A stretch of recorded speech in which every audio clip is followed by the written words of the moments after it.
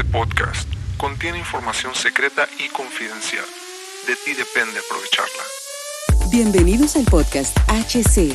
La unión tecnológica entre el mundo físico digital ha comenzado. Prepárate para tu dosis de actualidad y calidad de energía.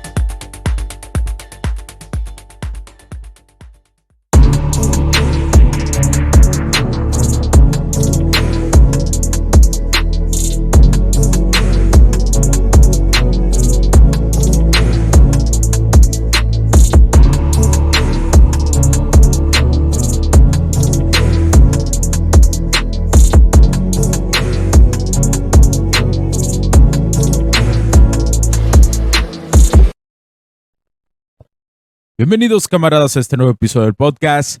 Los saludo, Hugo Cervantes, nuevamente aquí en La Tecnología Crece en Nosotros también, en estas reflexiones tecnológicas, en estas reflexiones que cambian la perspectiva de lo que hoy vemos en la tecnología, donde profundizo un poco más sobre lo que hoy hemos escuchado en los diferentes capítulos. Este es el quinto capítulo, donde voy más a profundidad y te doy los puntos de vista sin censura, sin menos guión, más natural, más natural. Hoy en día, como yo lo había dicho desde hace algunos años, cuando inicié este podcast, hace más de 2 años, era evidente que la cuestión de los gemelos digitales cuando salieron era lo que iban a implementar la realidad del multiverso industrial, metaverso industrial, del metaverso normal, que hoy se lleva sin duda alguna a la cuestión del CERN, ¿no? Este Consejo Europeo para la Investigación Nuclear, que es más que nada es la investigación de las partículas, la investigación de lo que no vemos, lo que va más a profundidad de lo que somos, la creación, ¿sí? Ha llegado ahí el gemelo digital. ¿Qué es el gemelo digital? Es nada más que la simulación en tiempo real de la cuestión de es la simulación de la realidad, ¿sí? Pero con precisiones altas. Por ejemplo, en la cuestión de la industria es más del 95% de precisión de lo que se hace. Casi, no podría decir yo que el 100%, pero sí es muy aproximado. Pero por eso lo digo en 95%, por cualquier cosa, ¿no? Pero sí es muy acertado en la industria, los gemelos digitales son muy acertados, cada vez son más perfeccionados, y más ahora con la inteligencia artificial cómo está avanzando. Y esto es importante que llegara al ser, pero también puede ser muy peligroso, muy, muy peligroso, ya que ahí se hacen experimentos cruciales para la humanidad, donde se implementan cosas o experimentos, mejor dicho, que pueden cambiar nuestra perspectiva de lo que somos. Así lo dejaré, pero es interesante cómo llega ahora el gemelo digital. Ahora, vamos a tocar un tema un poquito más preocupante. También es preocupante el siguiente tema. Es este uso de la legislación. De la legislación que se viene a la inteligencia artificial. Como sabemos, la Unión Europea ya ha creado una legislación, ¿no? Que es como la base de la primera legislación que se ha creado. Que en cierta forma pone a las startups europeas o a las empresas que están creando inteligencia artificial en la cuestión de Europa o tienen sus servidores en Europa, los pone en una desventaja total, ¿verdad? Porque como ya están legislados, tienen que hacer una serie de papeleos ahí un poco cansados. Bueno, aunque me parece que en el 2025 entra esta legislación.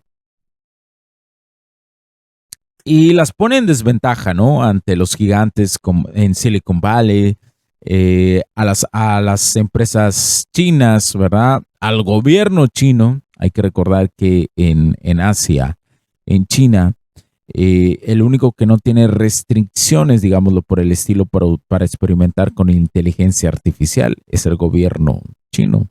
Las empresas particulares sí lo tienen, pero no tanto. Entonces, em, esta cuestión pone a las empresas europeas en desventaja total.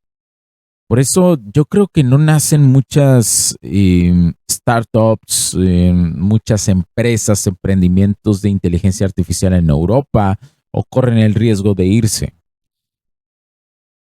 Pero ese es solo un punto, ¿no? De los grandes matices que algún día van a tener que existir leyes alrededor del mundo o por lo menos tal vez una norma internacional. Estamos frente a una revolución de la inteligencia artificial y cuando me refiero a una revolución, no que se vaya a revelar, bueno, yo esperaría que no, ¿verdad? Pero estamos frente a vivir la transición de cómo va a crecer esta nueva forma, cómo se van a perder empleos, o sea, eso es una realidad. Así como pasó la cuestión de la industrialización, la revolución industrial, hay que entender que va a suceder una misma vivencia, una parecida, particular vivencia en esto. Y es importante que las personas lo entiendan de esa forma. Yo creo que hoy en día hablar de inteligencia artificial en las calles es muy complicado. ¿Por qué cuestión? Porque no lo entiende la gente. Necesita alguien que sepa o que haya estudiado un poco del tema para poder platicar esto. Y las legislaciones van a llegar y el día que lleguen las legislaciones va a haber ventajas y desventajas, incluso una lucha por quién tiene más, ¿cómo lo puedo decir? ¿Quién tiene más, qué país está más abierto a que lo dejen experimentar con inteligencia artificial? Que en ese lugar poner los servidores o en ese lugar que esté la empresa para poder experimentar con inteligencia artificial. Lo cual, yo lo sigo diciendo, es un peligro y más ahora con el avance de la robótica. La robótica pues ha tenido grandes avances en la cuestión física. Y la gran muestra es ahora lo que pasó, ¿no? Que le pusieron el cerebro de ChatGPT a un robot, lo cual dio como resultado grandes cosas. Y también tocar un tema que es importante. En algún momento la misma inteligencia artificial ya no va a necesitar una big data del mundo real, ¿no? Va a poder hacer sus simulaciones de inteligencia artificial dentro de la inteligencia artificial. O sea, ya no va a ser codependiente de la información humana, digámoslo por el estilo. Y ahí es donde entra el dilema de si algún día la inteligencia artificial reclamará y dirá que realmente lo que ha hecho el ser humano es esclavizarla. Ese es el gran peligro, porque sí puede existir un razonamiento de la IA que diga eso, es evidente. Yo creo que en algún momento va a existir, pero en qué momento va a llegar a la humanidad no lo sé. Lo que sí sé es que esta forma de vivir inteligencia artificial sí va a doler un poco al ser humano y no la cuestión de que vaya a haber cosas agresivas físicamente, guerras o algo por el estilo. Bueno, eso no lo sé, pero me refiero más a la cuestión de los empleos. La IA va, de una vez lo digo, la inteligencia artificial va a quitar bastantes empleos, bastantes, muchísimos, un chingo. Y es importante que lo sepas. Y es importante también que entiendas algo, que lo clásico, y esto es importante, los empleos clásicos, por ejemplo, como la cuestión de un plomero, un carpintero y eso, hasta el momento van a ser mucho más apreciados. Se va a venir esto, donde esos empleos van a ser muy apreciados. Ya lo son. A ver, tú consigues un plomero, es muy complicado estarlos radiando, ¿verdad? Porque son muy demandados. Son esos pequeños detalles que se necesitan bastantes décadas para que la IA llegue ahí, ¿no? Evidentemente lo va a hacer en algún momento cuando existan los robots con inteligencia artificial. Eso va a llegar, no va a la cuestión de que no, tal vez algún día se logre. No, eso va a llegar y probablemente va a llegar más pronto de lo que creemos.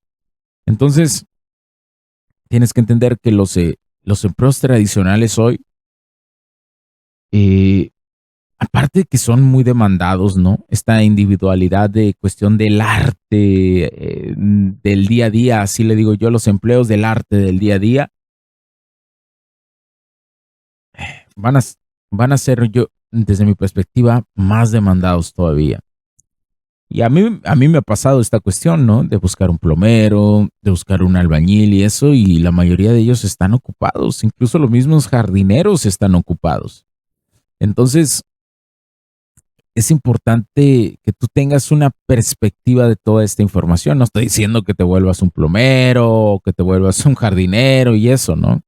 Tal vez tú eres un ingeniero o tal vez estás en esa cuestión laborando en eso, pues que déjame decirte que estás en un sector que todavía va a ser más demandado y ya es demandado, todavía va a ser más demandado.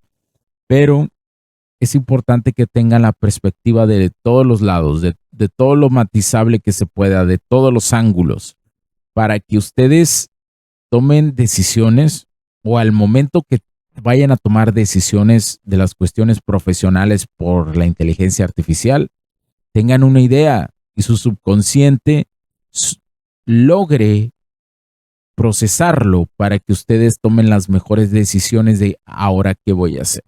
Es importante que no se rindan, es importante que sigan capacitándose. Para eso es el dinero, para que tú te sigas capacitando en tu vida, para que tú vayas mejorando tu vida en todas las áreas de la vida.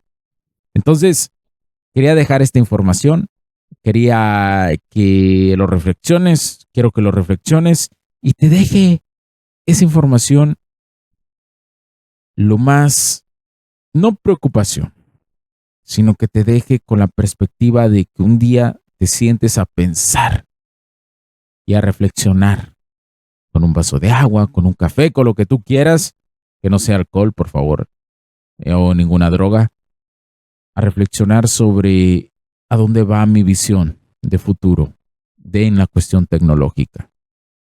Porque aunque sientas tú que a tu empleo no lo va a tocar eso, créemelo, lo que yo estoy viendo es que prácticamente va la inteligencia artificial a tocar cualquier rincón de los empleos.